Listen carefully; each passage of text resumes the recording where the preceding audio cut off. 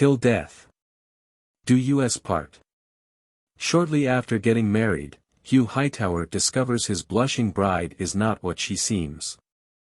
Her past is shrouded in darkness and a thirst for wealth. If he is not careful, Hugh will soon be the late husband of a black widow bride. Chapter 1. Do you feel that rich country air in your lungs, Ernest? Hugh asked the carriage driver as they made their way down the narrow streets of Williamsburg, a small country town nestled into the side of a mountain. The driver cleared his throat but did not answer. Hugh propped his chin upon his hand and looked out of the window. The town had been experiencing rain on and off for a week now, giving it a washed-out and gloomy appearance. Does this place ever have any festivals or interesting events? Once more the driver failed to reply. Hugh let out a small sigh of boredom. I am curious to know if you can speak or are mute.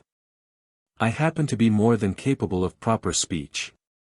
Last time I checked, however, carriage drivers were not required to entertain the passengers. Replied the old man in a deep gravelly voice. Hugh noticed that the carriage was slowing down. Here, my lord," announced the driver as he stopped the carriage roughly. Hugh waited as the driver climbed down from his high perch to open the door. Once he did, Hugh slid out of the carriage with ease. His impressive height, athletic build, and dandy looks commanding the attention of a few young women across the street. The group stopped what they were doing to wave at him. In response, he smiled at them and tipped his hat. "Hugh, old boy, you still got it. Charlotte is one lucky woman to call you hers," he said, complimenting himself while strolling into the local barber shop. This place was a bit larger than he expected it to be. In the center of the room, were chairs with a customer seated in each.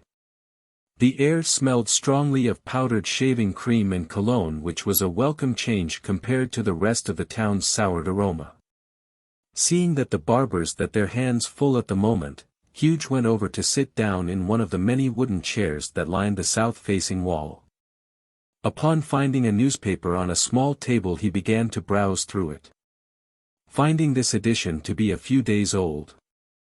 Across the room, an aged barber who looked to be in his 80s stood over Seamus Scott. "A shave and a haircut today?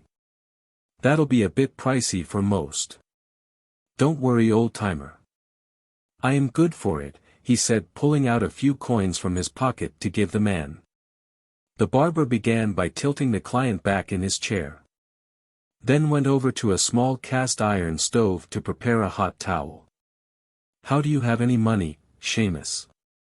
I heard that you haven't had many customers since the doctor moved into town and cut the death rate," replied the man in the next chair, getting his long white hair cut short. "Sam, it's none of your business, but I just so happen to be expecting a blessing soon. God does not bless the town drunk." "You must be lying." Seamus shrugged at the insult. "You must have not heard the good news then." "That might depend on what you think the good news is." A plump barber's laughter filled the room. "Don't tell me this good news is that you found a new girl to see on the side?"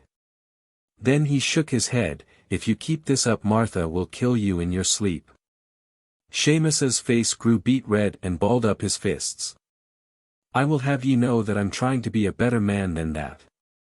Before the situation could get much worse, the elderly barber reappeared carrying a steaming white towel. "Boys, that is enough," he said, pointing his finger at the crowd. "There will be no fighting in here." "There is no sense in it," he announced while gently pacing the cloth over Seamus's face. Next, he went to work mixing up a big batch of shaving cream by mixing the canned powder with water. "So I hear you got some news." "I just so happen planning on making a lot of money on a upcoming funeral. I do not know of anyone passing here lately." "No, the person I am referring to has not bit the dust yet. I heard that the Black Widow has caught another poor fella to be her latest victim." Upon Seamus saying this, the whole room went silent. The barber waited to replay, taking his time to remove the towel and lather his client's short beard. He held the straight razor in his trembling hand, pointing it at Seamus's throat. "You boys better not speak ill of her. That family has done a lot of good for this town and nothing respect." Seamus put his hands up in defense. "Not disrespect intended. It is not disrespectful to speak the truth. That little missy has been widowed 3 times in 5 years. She's a widow Abigail if I have ever seen one," spoke up Sam as he checked the progress being made on his hair in a large mirror. "If I recall correctly, the first one disappeared for a few days only to be found dead a few town over. The poor lad was hanging by the neck from an old willow tree with a note that read, 'Poor thief,' pinned to his shirt." Seamus replied as tired his best to stay still for the barber. Hugh found talk amusing and sat back in his chair to watch this scene unfold, eager to learn more about this town's colorful history. "Do you all remember the second one? He was some kind of mining tycoon that went to inspect one of his tunnels one day, only for it to collapse, burying him alive." Sam replied. The elderly barber's hands shook violently as he listened to the conversion going on around him. This went unnoticed by his client. Seamus sat there quietly for a moment, tapping his fingers on the chair's armrest. "The last one was a wealthy shipping merchant down at sea. Only to be," was all he could say before he jumped. Whipping his sleeve on his face revealed some smeared blood. He stood up and pushed the elder barber aside to get to the wall mirror. On his right cheek was a small gash that oozed blood. He stood there in disbelief for a moment before cussing up a storm and walking out. After the dust was settled, the elderly barber gestured for Hugh to have a seat in his chair. Hugh's eyes went big and he gulped.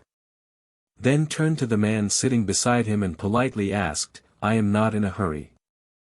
Would you like to go ahead of me?"